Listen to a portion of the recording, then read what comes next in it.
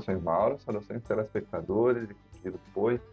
Ah, Precisamos tratar de um assunto um pouco delicado, porém necessário, né, diante dessa transição de novas diretrizes de políticas públicas, principalmente fundiárias, tem gerado aí um pouco de insegurança jurídica, ressurgindo uma, algumas dúvidas, um certo receio de como se precaver, como se prevenir, né, na questão da proteção da posse da propriedade rural, ou seja, em caso de invasões, que medidas preventivas podemos adotar para precaver de situações de esbulho, turbação ou ameaça possessória.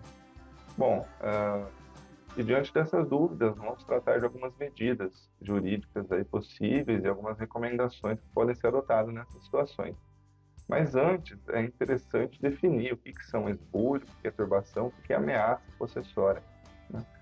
O esbulho, ele é uma ofensa ao direito de posse total de uma área, né? Ou seja, um terceiro que não é proprietário de um imóvel rural, ele toma posse sobre este imóvel, né, com o objetivo de ser o posseiro ou proprietário, né? E aí, para que ocorra esse esbulho, é necessário ocorrer a perda total da posse dessa área, causada por atos de violência, de clandestinidade ou de precariedade, muitas vezes precedido de uma ameaça, né?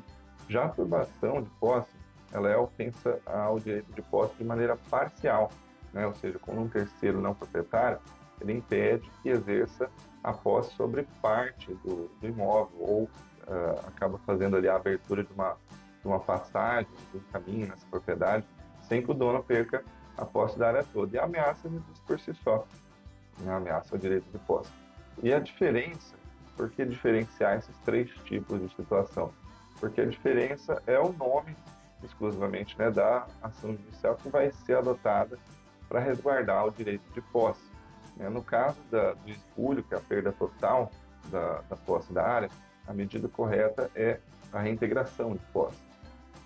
No caso da turbação, que é a perda parcial da posse da área, a medida correta é a manutenção da posse, e no caso da ameaça possessória, a medida correta seria o interdito proibitório, né?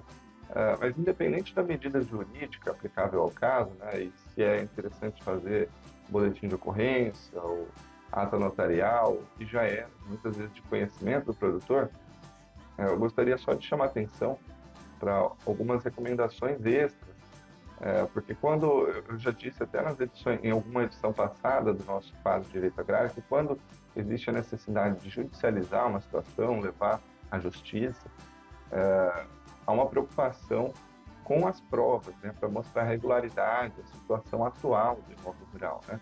Então, as provas que aumentam a chance de êxito, o convencimento de um juiz sobre uma situação, né? Então, quanto maior a qualidade dessas provas, será proporcional ao resultado dessas demandas judiciais. Então, por isso, nessas situações, eu recomendo sempre, para demonstrar regularidade, para demonstrar a atual situação dos imóveis rurais, basicamente 4 documentos, né, que é a matrícula imobiliária, o cadastro no SIS-TR, o ITR e o CAR.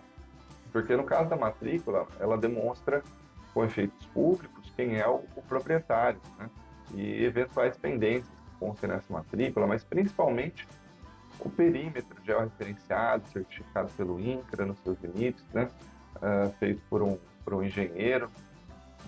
O CCIR, por sua vez, ele demonstra informações de produtividade desse imóvel rural, né, descrevendo as áreas produtivas, improdutivas, as atividades que são desenvolvidas nessa propriedade rural, que influencia na destinação desse imóvel para fim de reforma agrária, enfim, caso não comprove o atendimento de graus mínimos de eficiência e de utilização, como determina a legislação, né?